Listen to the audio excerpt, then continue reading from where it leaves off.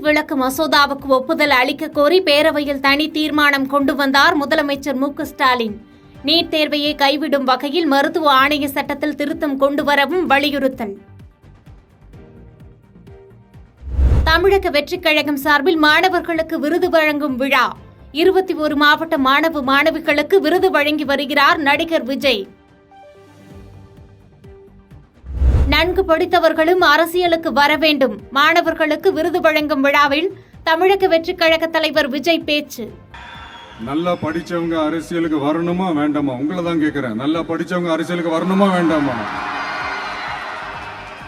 நல்லா படிச்சவங்க தலைவர்களாக வரணுமா வேண்டாமா?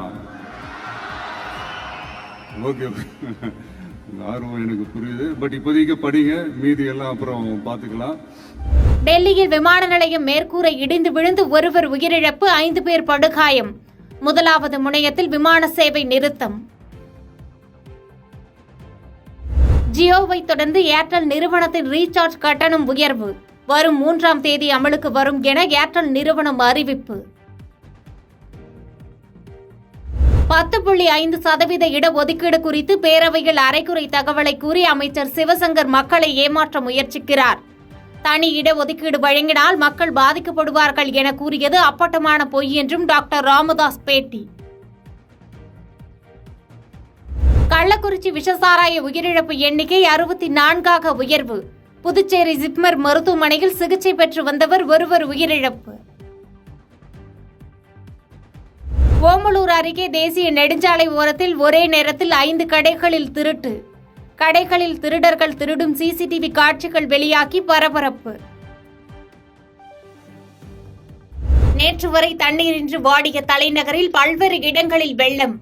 தாழ்வான இடங்களில் மழைநீர் தேங்கியதால் வாகன ஓட்டிகள் தவிப்பு.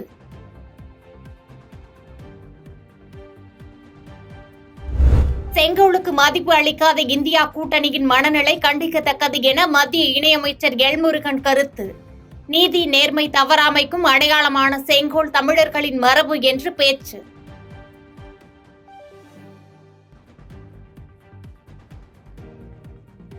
அடிப்படை வசதிகளை நிறைவேற்ற வேண்டும் என உத்தரவிடுவது நீதிமன்றத்தின் பணி அல்ல.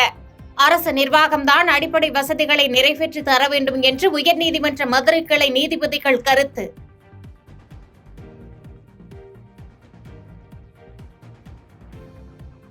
கைது செய்யப்பட்ட மீனவர்களை விடுவிக்க இலங்கை அரசுடன் பேச்சுவார்த்தை நடத்தி வருவதாக வெளியுறவு அமைச்சர் ஜெய்சங்கர் தகவல். மீனவர்களின் நலன் காக்க மத்திய அரசு முன்னுரிமை அளித்து வருவதாகவும் முதலமைச்சர் எழுதிய கடிதத்தில் கருத்து.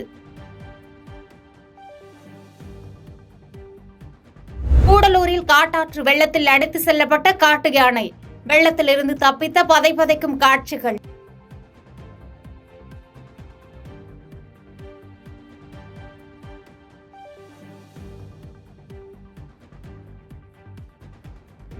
கர்நாடகாவில் ஹாவேரி மாவட்டத்தில் லாரி மீது சுற்றுலா வாகனம் மோதி விபத்து. 13 பேர் உயிரிழப்பு, 2 பலத்த காயங்களுடன் மருத்துவமனையில் அனுமதி.